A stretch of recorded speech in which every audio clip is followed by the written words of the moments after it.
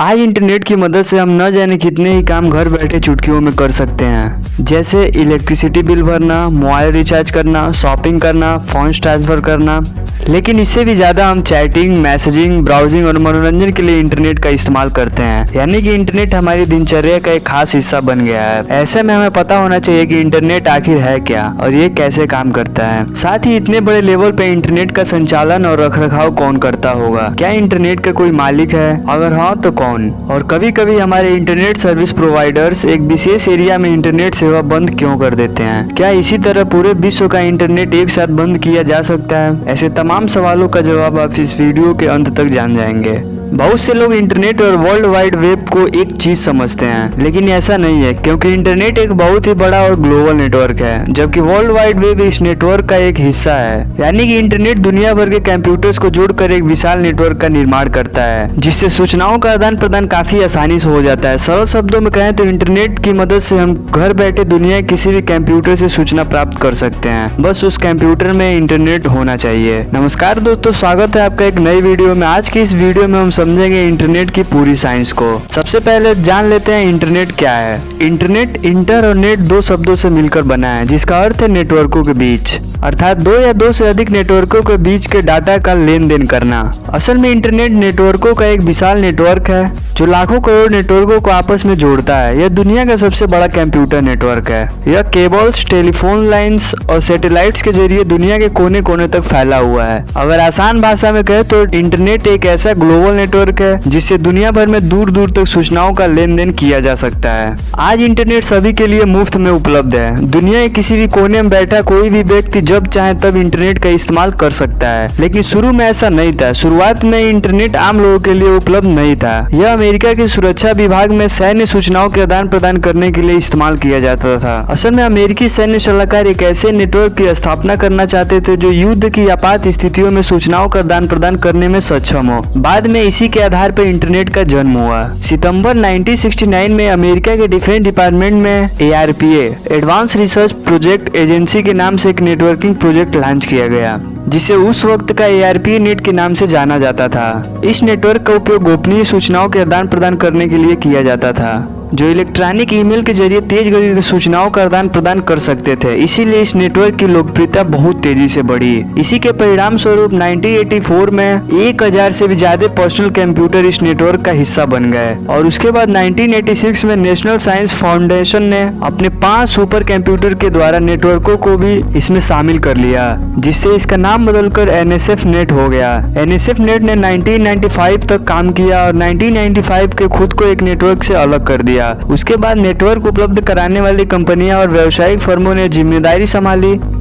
चलिए दोस्तों, अब समझते हैं भारत में इंटरनेट की शुरुआत कैसे हुई। 15 अगस्त 1995 को BSNL विदेश संचार निगम लिमिटेड ने अपना पहला इंटरनेट सर्वर स्थापित किया, और इस तरह से भारत के 4 बड़े शहरों में जैसे दिल्ली, मुंबई, चेन्नई, कोलकाता में इंटरनेट की शुरुआत हुई। उस वक्त BSNL एकमात्र ऐसी कंपनी थी जो इंटरनेट सेवा उपलब्ध कराती थी, लेकिन बाद में और सारी कंपनियां आ गईं, जिससे इंटरनेट सेवाओं का तेजी से विस्तार हुआ। दोस्तों, इंटरनेट के अलावा हमारे मन में एक सवाल हमेशा गूंजता है कि इंटरनेट की खोज किसने की। चलिए इस सवाल का जवाब ढूंढने की कोशिश करते हैं। अब सवाल यह है कि इंटरनेट की खोज किसने की। Who invented the internet? तो इसका श्रेय किसी एक व्यक्ति को नहीं जाता है, क्योंकि इंटरनेट की खोज एक व्यक्ति ने नहीं की है, बल्कि इसमें कई सारे लोगों की मेहनत लगी है। दरअसल इंटरनेट कई सारी टेक्नोलॉजी से मिलकर बना है, और इसमें कई सारे वैज्ञानिक का योगदान रहा है। लेकिन जब बात आती है इंटरनेट की खोजकर्ताओं की, तो सिर्फ 2 नाम सामने आते हैं, मिस्टर विंटन और रॉबर्ट। इन्होंने दरअसल TCP/IP प्रोटोकॉल का आविष्कार किया था, जो इंटरनेट पर इस्तेमाल होने वाला प्राइमरी प्रोटोकॉल है। चलिए दोस्तों, अब समझते हैं इंटरनेट का मालिक कौन है। हु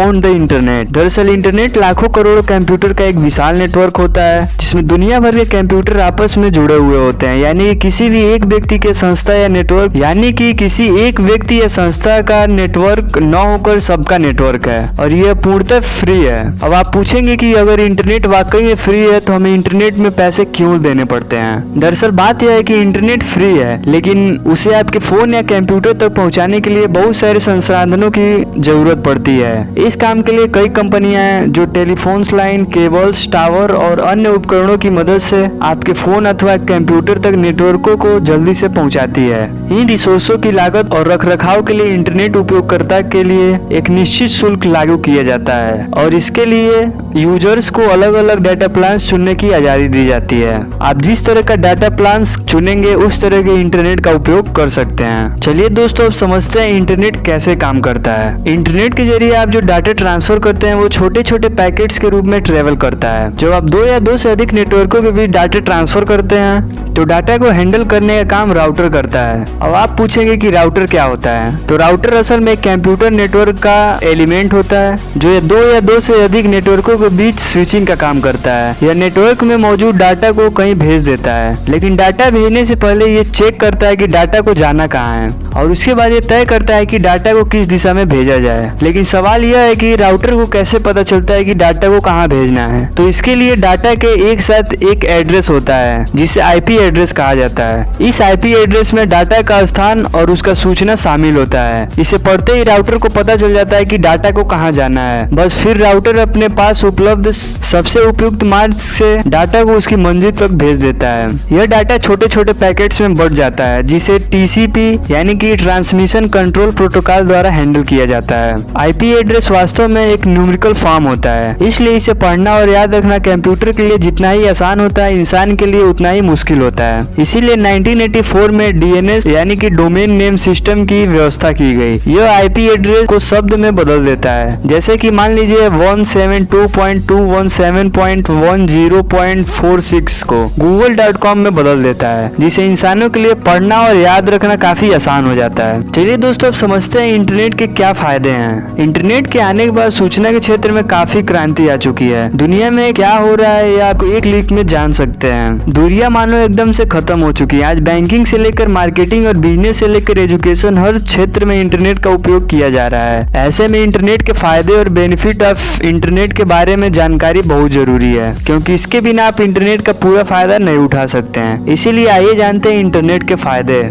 सबसे पहला है ईमेल। ईमेल मतलब इलेक्ट्रॉनिक मेल के बारे में आप सभी जानते हैं। यह इंटरनेट की सबसे पुरानी सेवा है जो बहुत ही तेजी से संदेश भेजने और प्राप्त करने के लिए इस्तेमाल की जाती है। ईमेल की मदद से आप दुनिया के किसी भी कोने में बैठे व्यक्ति को संवाद स्थापित कर सकते हैं और उससे सूचनाएं भेज और मंगवा भी सकते हैं। ईमेल वास्तव में समय बचाने वाली एक उपयोगी सेवा है। दूसरा है www यानी कि world wide web. World wide web सूचनाओं का एक विशाल भंडार है जिसमें दुनिया भर की सूचनाएं समाहित है। इसकी मदद से आप कोई भी सूचना प्राप्त कर सकते हैं। वर्ल्ड वाइड वेब असल में एक डेटाबेस है जिसमें करोड़ों वेबसाइट मौजूद है। इन वेबसाइट पर अनगिनत वेब पेजेस मौजूद होते हैं जो सूचनाओं से भरे हुए हैं। इनमें टेक्स्ट, इमेज, ऑडियो और वीडियो के रूप में ढेर सारी सूचनाएं मौजूद होते हैं। तीसरा है cloud services. Cloud services internet की एक उपयोगी सेवा है। इसकी मदद से आप डाटा को कहीं भी स्टोर करके रख सकते हैं और जरूरत पड़ने पर कहीं भी एक्सेस कर सकते हैं। इसका फायदा यह है कि यह हर वक्त हार्ड डिस्क या पेन ड्राइव के साथ लेकर नहीं घूमना पड़ता। दूसरी बात, इसमें डाटा हमेशा सुरक्षित रहती है। चौथा है एडवर्टाइजिंग। इंटरनेट एडवर्टाइजिंग के लिए सबसे बेस्ट जगह है क्योंकि यहाँ यूजर्स की कोई भी कमी नहीं है। हर तरह के यूजर्स मिल जाते हैं। ऐसे में इंटरनेट के जरिए विज्ञापन करके कुछ सेकंडों में करोड़ों यूजर्स तक पहुंचाया जा सकता है। इसीलिए आजकल ज्यादातर कंपनियां ऑनलाइन एडवर्टाइजिंग करती हैं। आप दिन भर अलग अलग एप्स, ब्लॉग और वेबसाइट पर जो